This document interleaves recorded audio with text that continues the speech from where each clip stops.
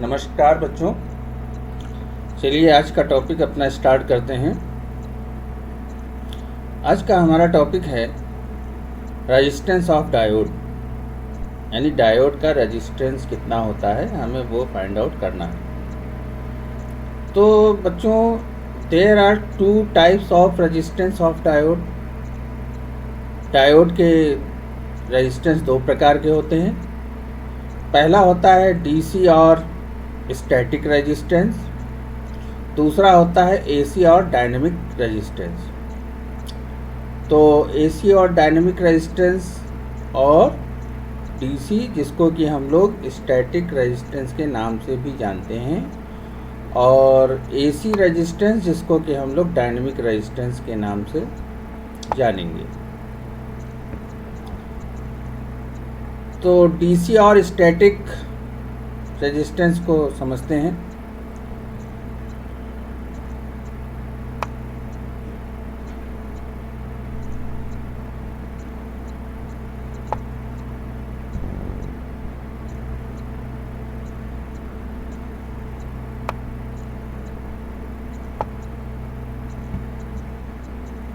तो डीसी और static resistance को समझते हैं। It is the ratio DC resistance की मैं बात कर रहा हूँ। It is the ratio of voltage and current, यानी यह वोल्टेज और करंट यानी कि वैद्युत धारा का अनुपात होता है। It is the constant quantity in whole characteristic, यानी कि पूरे कैरेक्टरिस्टिक में, यानी कि हम जो इसका ग्राफ बनाते हैं इस तरीके से, पूरे कैरेक्टरिस्टिक्स में इसका मान कांस्टेंट रहता है। ये जो हम लोग ग्राफ बनाते हैं पूरे कैरेक्टरिस्टिक्स में इसका मान कांस्टेंट रहता है। यहाँ पे V होता है, यहाँ पे I होता है। तो V अपॉन I के रेशियो को हम लोग V अपॉन R,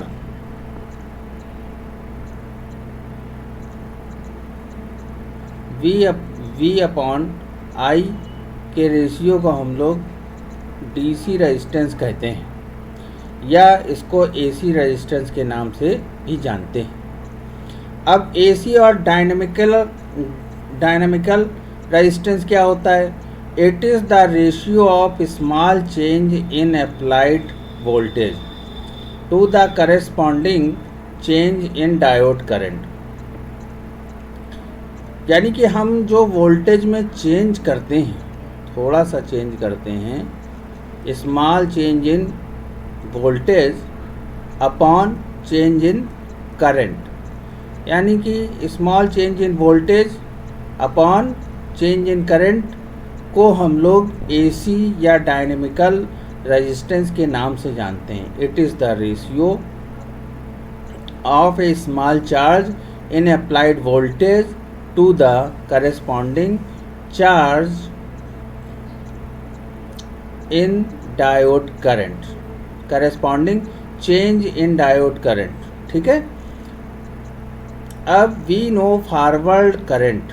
बच्चों, हम लोग फॉरवर्ड करंट को जानते हैं, इस फार्मूले से हम लोग डिनोट करते हैं। ठीक है ना, इस फार्मूले से हम लोग करंट को डिनोट करते हैं। और देखिए, एट हाई फॉरवर्ड बाइसिंग, यानी कि हाई फॉरवर्ड बाइसिंग पे हम लोग biasing current, forward biasing current को इससे डिनोट करते हैं।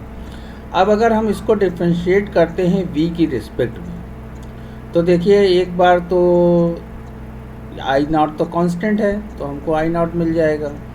अब इस पूरे का करेंगे तो हमको ये पूरा मिल जाएगा। अब इतने का करेंगे बच्चों तो E अपॉन ईटा KT मिल जाएगा हमको।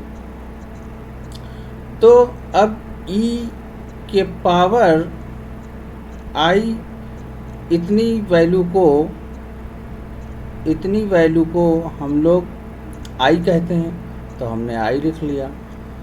तो बच्चों देखो, ये dV अपॉन DI, यानी कि हमने क्या किया, वैल्यू को पलट दिया, तो हमको इतना मिल जाएगा। So R A C is equal to delta V upon delta I. Delta V upon delta I कितना है, इतना है, यानी कि ये आर ए सी की वैल्यू है, यानी कि डायनेमिकल रेजिस्टेंस की वैल्यू है। ठीक है, अब पढ़ते हैं हम लोग रेक्टिफायर।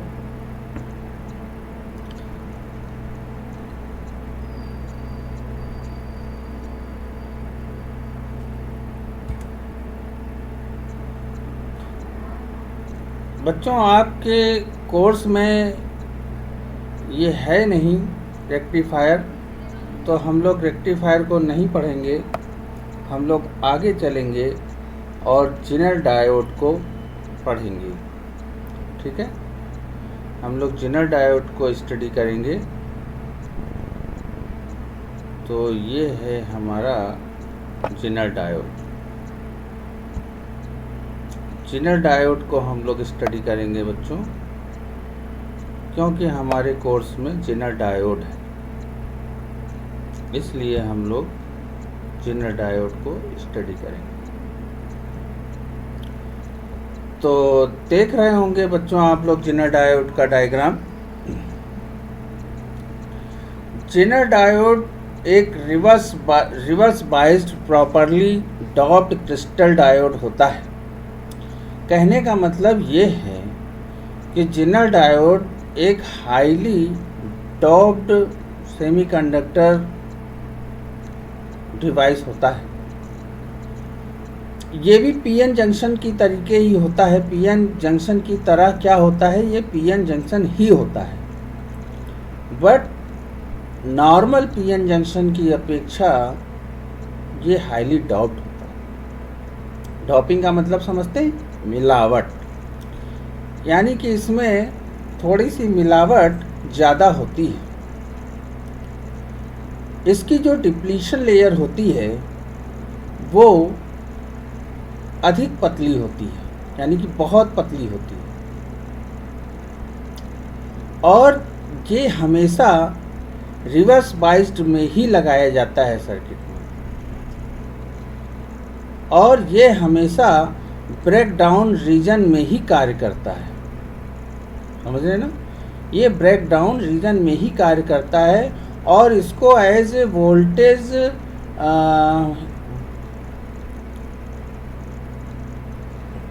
वोल्टेज स्टेबलाइजर की तरीके भी हम लोग इसका प्रयोग करते हैं। समझ रहे हैं बच्चों? तो चलिए देखते हैं इसके बारे में, थोड़ा सा हम लोग स्टडी करते हैं। आप लोग इसका डायग्राम देख रहे होंगे, ये देखिए, ये इसका डायग्राम होता है, बहुत आसान सा डायग्राम होता है। चूँकि ये हमेशा रिवर्स बाइस्ड में लगाया जाता है, तो इसका डायग्राम इस तरीके से होता है। नॉर्मल पीएन जंक्शन अगर होता है तो उसका डायग्राम हम लोग इस तरीके से बनाते हैं, इस तरीके से डायोड होता है पीएन जंक्शन का। लेकिन चूँकि ये हमारा जेनर डायोड है तो इसका डायग्राम कुछ इस तरीके से होता है, ये इस तरीके से होता है डायग्राम इसका। तो हम लोग याद रखेंगे इसको। चलिए शुरू करते हैं। Zener diode is a reverse biased properly doped crystal diode having a sharp breakdown voltage and operated in breakdown region। Zener diode एक रिवर्स बाइस्ड प्रॉपरली डॉप्ड यानी कि डॉप्ड क्रिस्टल डायोड होता है जिसका शार्प ब्रेकडाउन होता है, तीक्ष्ण breakdown होता है, breakdown voltage and operated in breakdown region, और ये ब्रेकडाउन रीजन में ही काम करता है। Due to large impurity concentration, क्योंकि हाईली डॉप्ड होता है तो इम्प्योरिटी कंसंट्रेशन ज़्यादा होता है।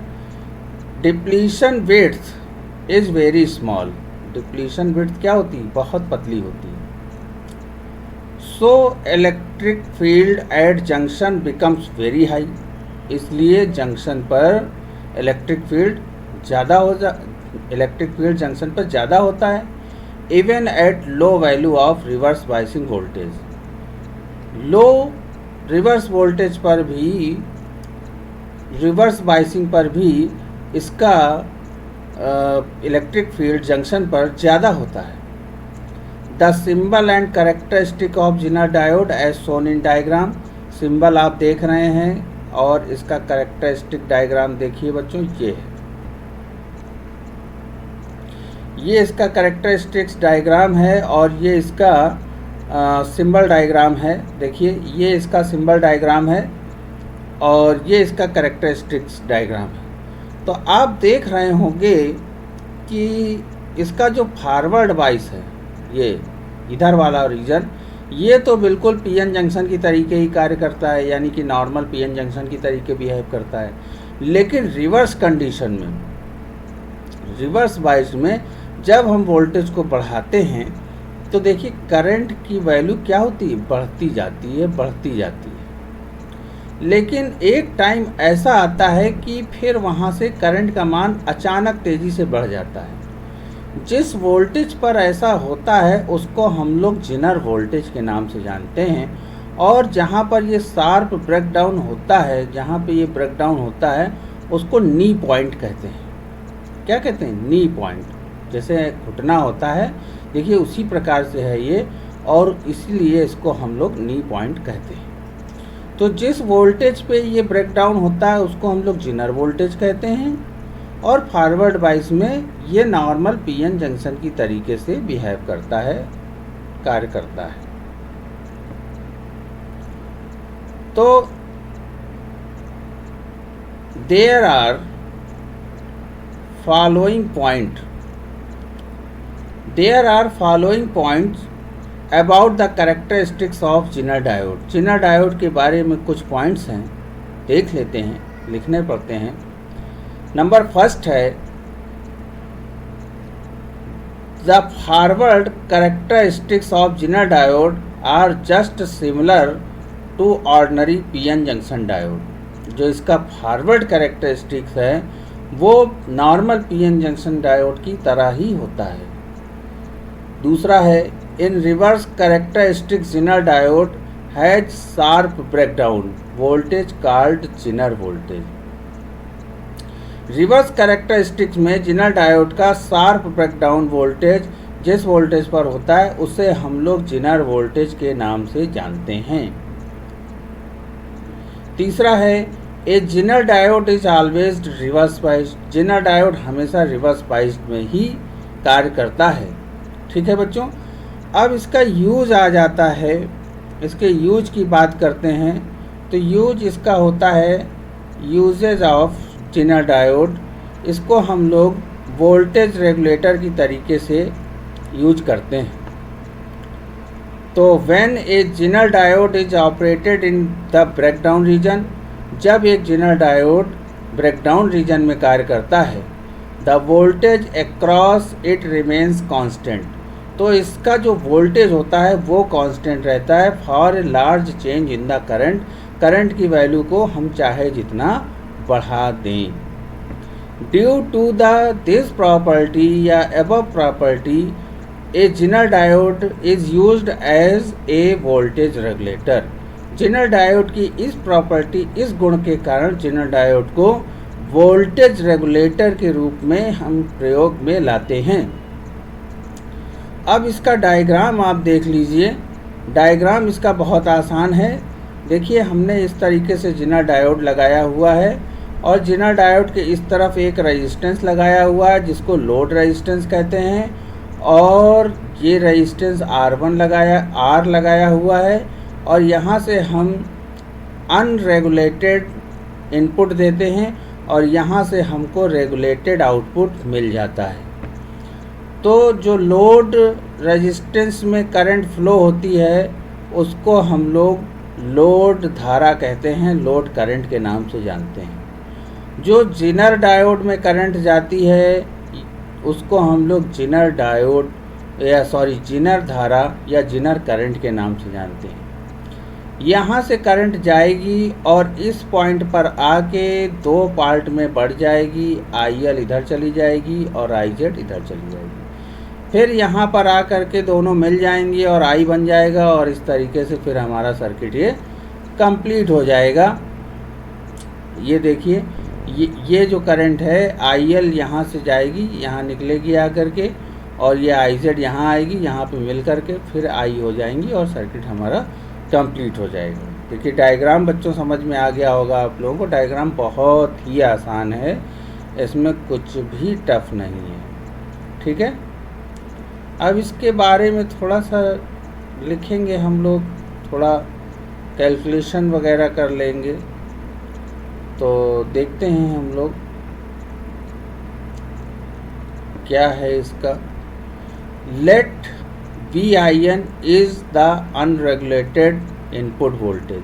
हमने कहा जो VIN है वो अनरेगुलेटेड इनपुट वोल्टेज है, जिसको हम इनपुट से प्रवेश कराएंगे या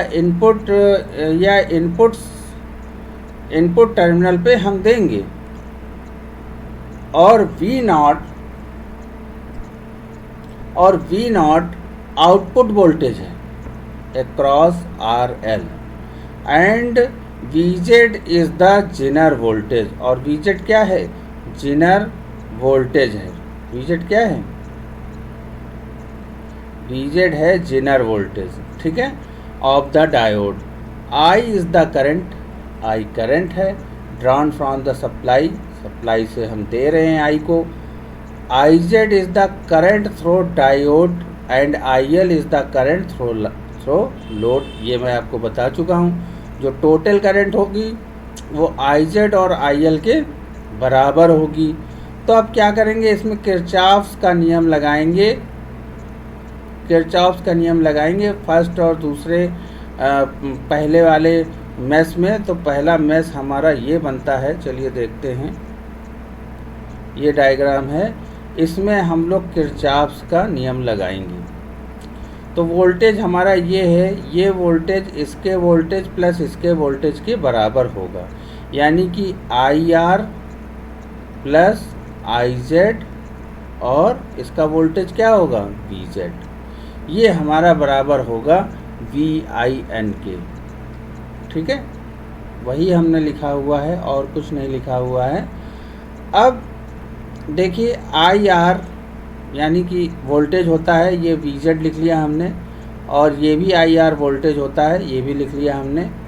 अब देखिए VZ इक्वल टू मिल जाएगा VIN minus RI in input supply if input supply exceeded from breakdown voltage. अगर ब्रेकडाउन वोल्टेज से हम इनपुट सप्लाई को ज़्यादा देते हैं यानी बढ़ा देते हैं, देन VZ कांस्टेंट, VZ तब भी कांस्टेंट रहता है, since V not is equal to VZ, क्योंकि V नॉट VZ के बराबर होता है। पैरेलल में वोल्टेज बराबर होते हैं, आपको मालूम है। देयरफॉर इन ब्रेकडाउन रीजन, इसलिए ब्रेकडाउन रीजन में V not is equal to VZ is equal to VIN minus RI is equal to constant. तो ये हमें कांस्टेंट वोल्टेज ही मिलेगा हमें हमेशा, ठीक है। So we get regulated output voltage, इसलिए हम रेगुलेटेड आउटपुट वोल्टेज हमें प्राप्त होता है। Hence it is clear that for voltage regulator, ये देखिए क्लियर है वोल्टेज रेगुलेटर से,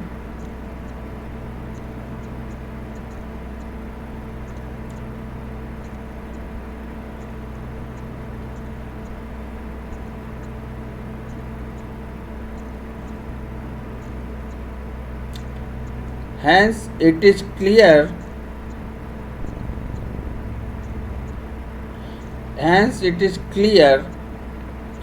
that for voltage regulator Zener diode is used in breakdown region। Zener diode breakdown region में ही कार्य करता है। और ये हमने क्या किया, आउटपुट वोल्टेज और इनपुट वोल्टेज के बीच में ग्राफ बनाया है, और ये देखिए ये हमको हमेशा कांस्टेंट ही मिलता है, और इसीलिए इसको हम बोलते हैं रेगुलेटेड आउटपुट वोल्टेज। ये हमारा कांस्टेंट ही मिलता है। इस तरीके से ग्राफ बना के हम लोग इसको दिखा देंगे, ठीक है बच्चों। तो ये टॉपिक हमारा यहीं पे कंप्लीट होता है। मिलते हैं हम लोग अगले लेक्चर में, तब तक के लिए नमस्कार।